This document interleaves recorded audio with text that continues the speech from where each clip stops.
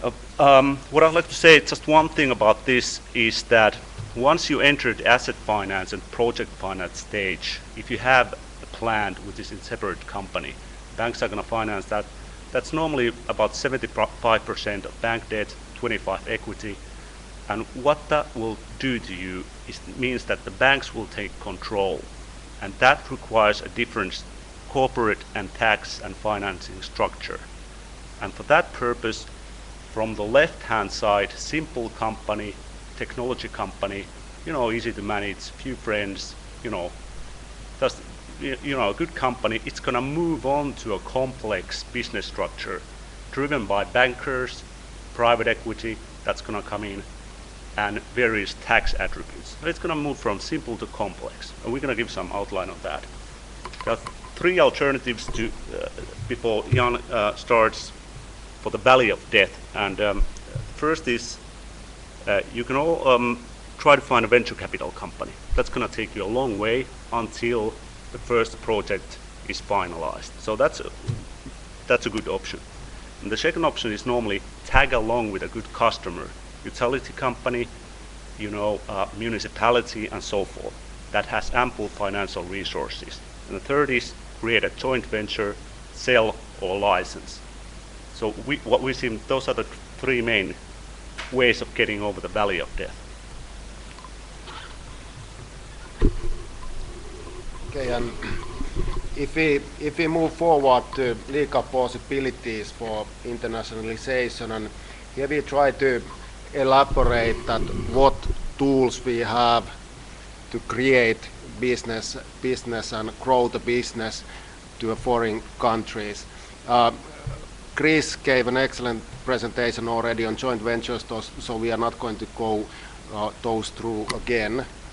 But it might be worth mentioning that naturally we might have under the collaboration model also other contractual forms like ordinary distribution networks.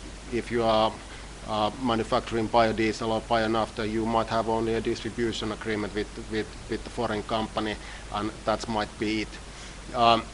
Then when we move towards transactional growth and organic growth, we can see from these arrows below that our commitment increases, our integration with the company abroad increases, but also our control increases.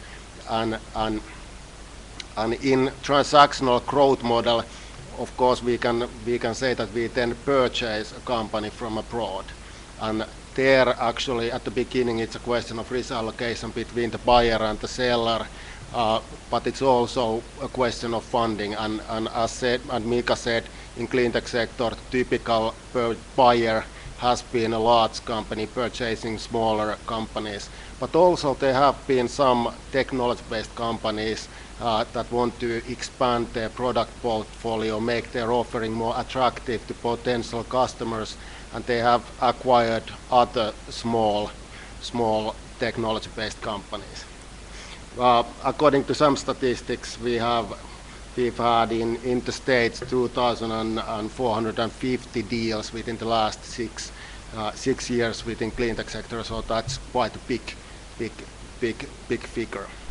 So in the organic growth model, there you are thinking about establishing a subsidiary abroad, and there you have a consideration that, for example, when you go to a new country, it might be a developing country in the emerging markets, that if you establish subsidiary there, you fully face with all the political risks, market risks, and burden caused by different licenses and permits. Or alternatively, you might have a possibility to create a joint venture and operate with the local company. But if we look at briefly the questions that what should be thought over when you establish a subsidiary abroad, we are not going to go through all these points now, But of course, you have to start your process by thinking over that what would be the right entity for your company. And as said, in many cases that that depends on financing. You might have, for example, partnership models that were discussed earlier, but I have to say that, for example, in Nordic countries, the typical form is some kind of limited liability company or corporation, how the firms operate. Of course, partnerships are used in financing because they are not independent tax subjects, so you might get tax benefits, but also they are more common in joint venture models. You start considering issues that how to finance your business, because debt finance or an equity financing, they mean just for your company a different kind of control and limitations to your sort of own freedom, and you consider that. Mika will discuss those later on. IP rights is one of my favorite topics, and there I have to mention one example from investor entry level. You might also want to consider that if you have a multiplicable concept that you could concentrate to parent company level. For example, all the IP assets are at the parent company level, then you establish different subsidiaries in different countries, and you might be able to then take the investors to the subsidiary level, and that way sort of also independently from this particular project leverage the IP assets, for example, using different brokers or licensing models and so forth. But otherwise, these are pretty much sort of points that we can return to these if there are any specific questions on these.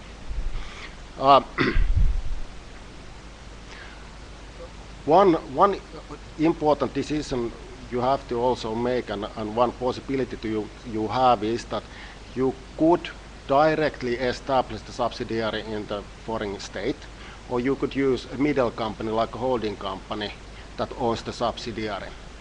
And let's assume for a moment that we are in those emerging markets, and you have to consider that what would be the reasons why we want to have a separate holding company, for example, in some EC member state country that owns the subsidiary, or should we own it ourselves directly? There might be an issue that if your local investor, for example, is involved in the project, you might have a perfect shareholders agreement with that party, but if you are unable to enforce the terms of the agreement, the company law regime is not developed in that country, it's just a piece of paper. So you might want to have these kind of issues settled in a country that is, for example, neutral. Also, if you are unable to limit the management liability in that country, you might want to have a holding company in a country where you can do that. Just I would, at least, if I would be a manager. Also, typical ways to use holding companies are debt push down. You can use it as an aid in transactions, or you might also get direct advantages of the use of holding companies, for example, just by using tax rate differences between different countries, also within EC area. All right, thank you. Now we'll try to expand that to financing structures and how it will look like there. We have a simple type of a structure on the left-hand side and a complicated type of a structure on the right-hand side. Now there are some boxes missing, but don't worry about that. They're probably lost in the valley of death once again, bankrupt or something like that. But on the left-hand side, you see a simple, technology company having few investors, big seed investors as well, government support like Tekes here in Finland, investment loans, and then you actually have some customers as well, or maybe partners, something like that. It's pretty easy. What you do is you need to have a good shareholders agreement. Since the buddies are buddies just as long as money doesn't come in. Maybe might be buddies after that as well, but it's tougher after that. So you need to have that.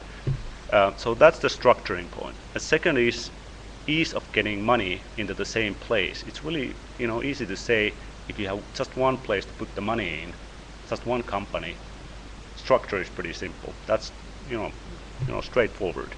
Now, and the requirements of government sponsors, those kind of drive the structure. Now, on the right-hand side, we have kind of private equity type of a structure, missing some points. But the point is that at that stage, if you have a private equity buyer for your company, later on, after a few years, you're still at the top with the green, dots, still holding on to the company. That's on some level. But what you can see, private equity requires different layers: holdcos, sub-holdcos, operating companies. Since the banks put the money on different layers, and there's the money push down that Jan mentioned. So the banks required that the structure is pretty complicated. How do you get from the left-hand side to the right-hand side? You have to plan, in my opinion, at least 2 steps ahead. You have to have a vision of where you're going and how do you protect that. We have some tips for you on the next slide, but that's pretty much it. Also, tax drives that kind of a leverage buyout structure. So there are different factors to take into consideration. On the right-hand side, if you strive for that, it's going to take a lot of planning, maybe holdcos to separate the risk of different entities. So there's plenty of things to do. What we're going to say to you, just how you can take a hold of this, the whole thing, changing finances, changing structures, is that first of all the investors are going to give you a term sheet on some level.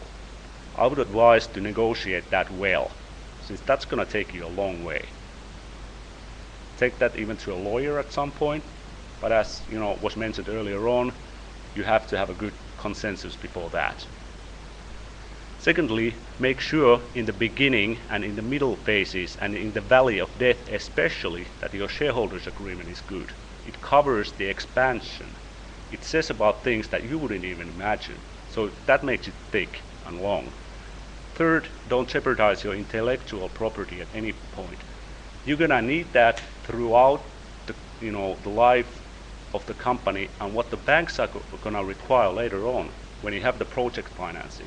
They're gonna take security over all your assets, including that. So you need that. Protect that. Don't give it away. And make sure that your loan agreements, the banks taking over control, they're full of covenants, things like that. Make sure that they are not too restrictive on your business operations. And lastly, make sure that you have a veto on the way, so you don't lose the company too early.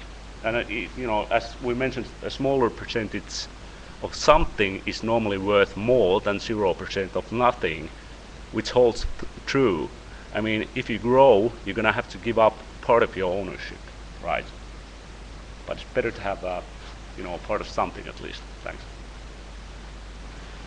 Jan, I think we have exceeded our time already, so. But in conclusion, we could say that sort of as a question for you as well is that sort of if it is as it seems that sort of venture capital financing is drying out, so our question for you is that would we be able to create more success stories for clean tech sector using these collaboration model joint ventures that were mentioned earlier, and that way sort of that way sort of share risks between small and medium-sized enterprises in this sector. So, but thank you for your attention.